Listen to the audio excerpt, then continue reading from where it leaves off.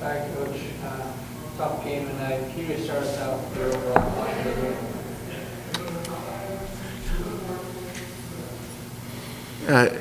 game? I'll be honest, I'm a little flustered with our guys.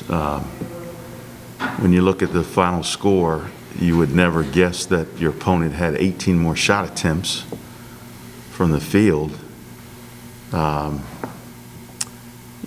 Turnovers and offensive rebounds. I mean, there's really nothing else to say about it. I mean, defensively, we were pretty good. We held them to 34% from the field, but at the end of the day, when you're conceding 18 scoring opportunities, I mean, that's a lot of points that we're not giving ourselves a chance to get. I mean, we've got to even up the turnover area and the offensive rebound area. I mean, it's that simple.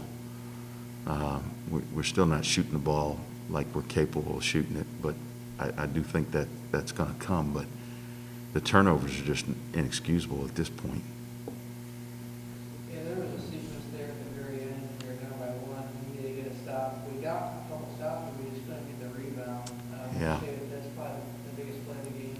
Yeah, and it's twofold. It's either you got to do one of two things. You either got to block out your man or you got to go after the ball. And it looked like in that possession, we probably had 3 guys that did and a couple that didn't, and that's really the difference right there. I mean, it was the defensive effort that we needed, but we just did not come up with the ball. And here's the thing: when you're turning it over, we're giving our opponents the best scoring opportunity in basketball. Transition on a missed field goal.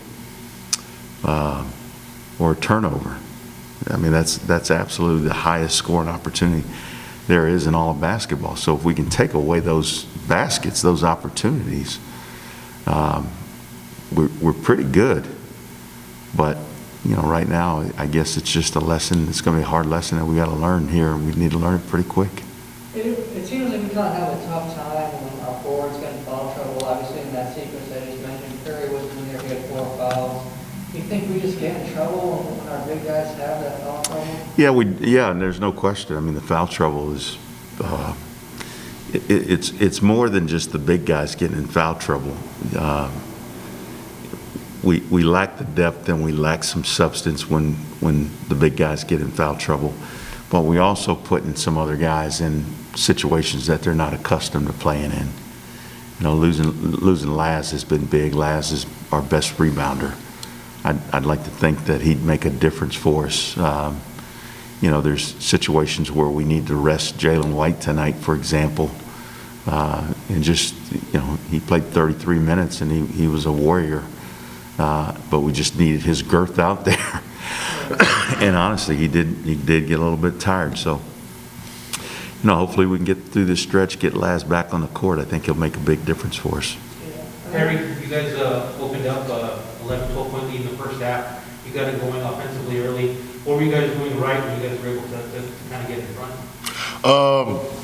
Our guys did a great job, being in their spots. That was one of the biggest things at the beginning. We were running our plays, we was in our spots, and we was doing the things that we usually do in practice the right way.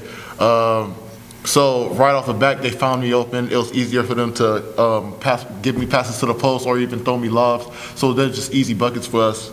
It just showed that, unfortunately, fatigue and a little bit of turnover frustration set in later in the half. So it kind of started going down, and we started trying to do our own thing instead of going back to what we usually do.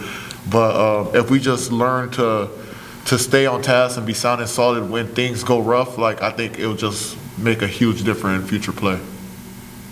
Yeah, Perry, I know you were assigned to guarding Sean Ray, their leading scorer.